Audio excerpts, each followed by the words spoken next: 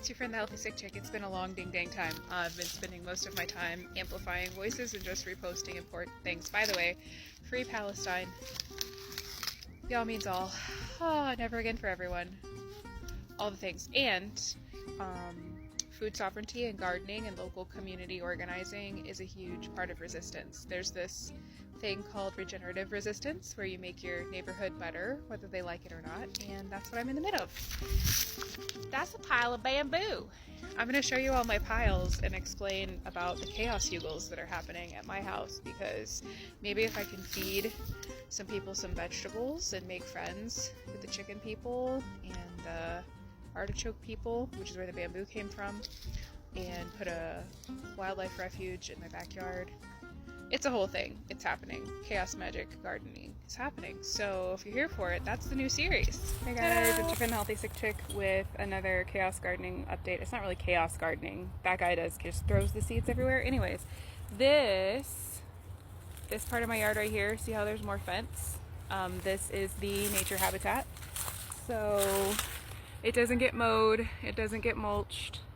We had that extra fence from our garden at our old house, and we put those stakes in.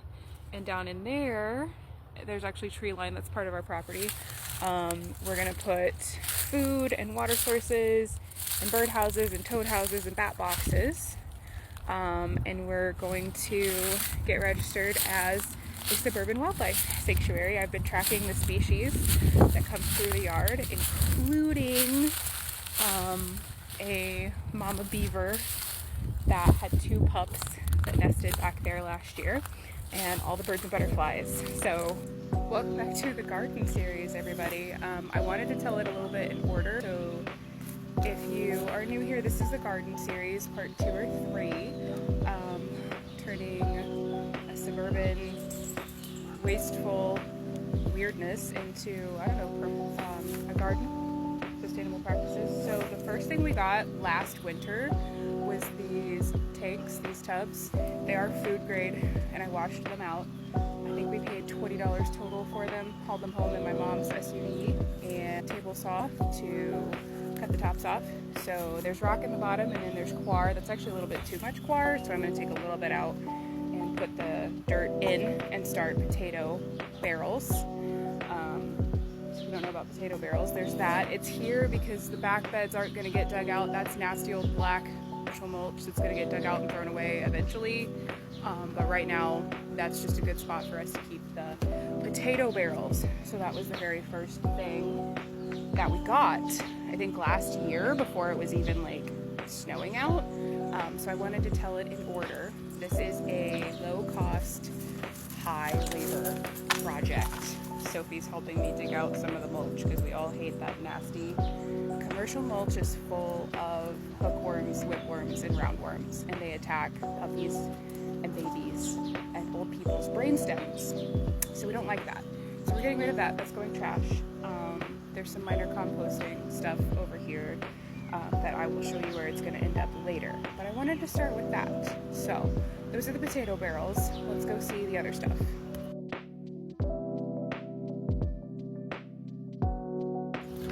I did just want to point out that all of this has been either free or low-cost stuff that we get from neighbors.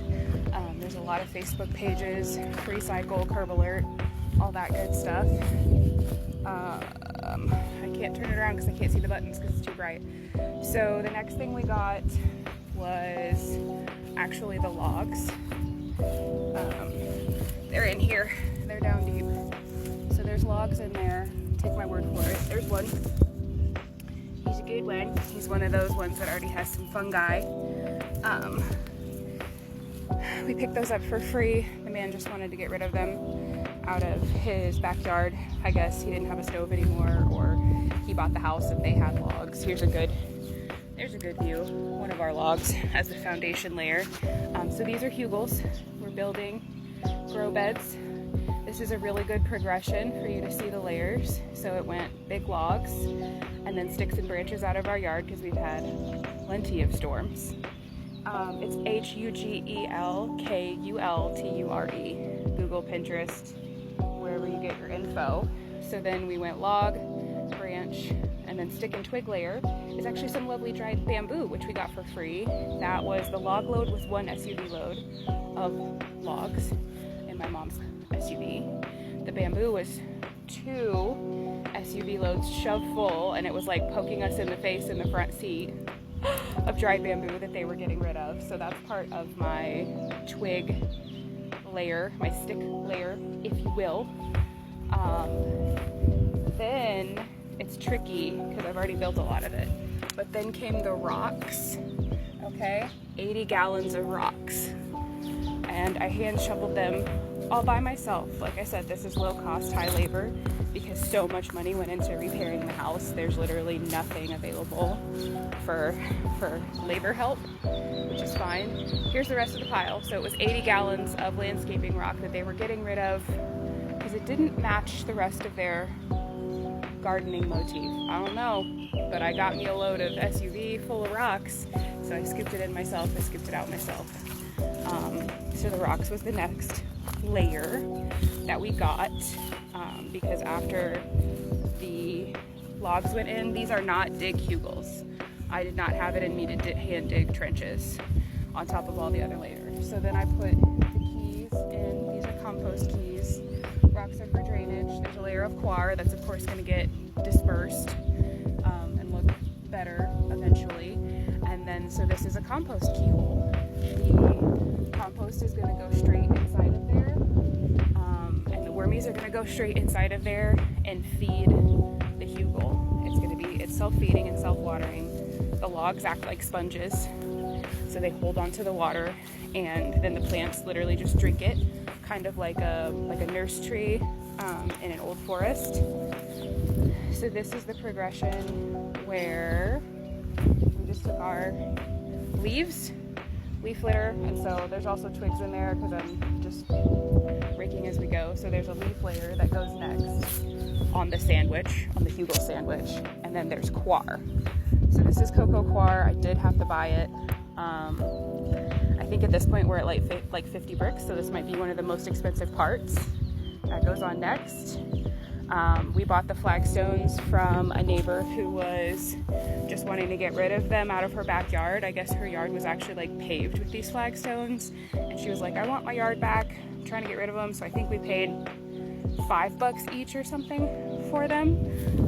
And they're getting dug in to be the corners, to kind of be a little bit of a border. You can see that the hugel is taller than what's holding it in, but it's actually going to settle in. I haven't settled it yet, so it's kind of like I'm going to smush the coir in.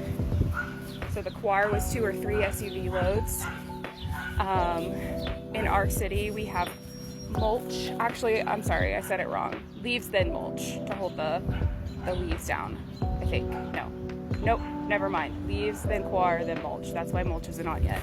That's why the coir is on top for this one that's the closest to being done. Our city forestry, because we're living in a big metro area, you can go get mulch for free. You just scoop it yourself. So this was me and my mom scooping an entire SUV load full.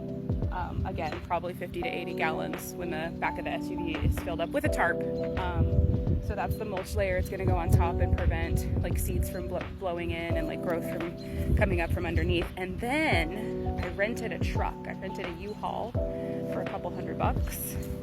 And my mom and I hand shoveled a literal ton of horse shit. Now it's been composted with sawmill stuff for over 6 months, so it's not horse shit anymore. However, it's farm compost. Look how big it is. That's a ton of dirt, folks. Me and my mom, 2 disabled ladies, scooped that out there. So I feel like if we can do it, you can do it.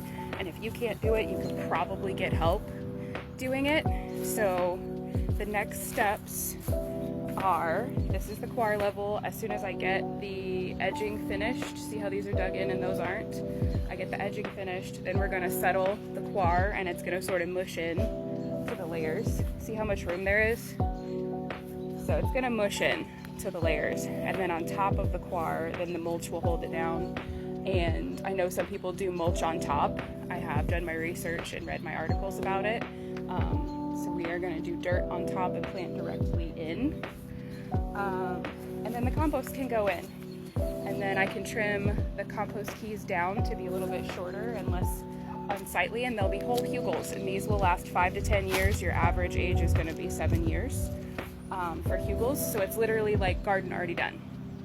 And in between the hugels is going to be cardboard. So we're laying cardboard today, and we're actually going to put coir on top of it because we don't want to trim this grass all the time.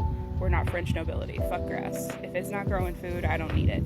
So the grass is going to be dying under layers of cardboard and then coir on top. Whew. And then that's going to get walked on a lot. And if we have to mulch it more, we can mulch it more.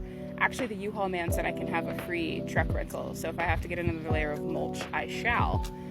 So yeah, so that's 2 disabled women scooping every single scoop by hand, picking up every single log by hand, moving it multiple times because I had to put it in the backyard, in the back gate to keep it over the winter, to move it up here, to put it up here.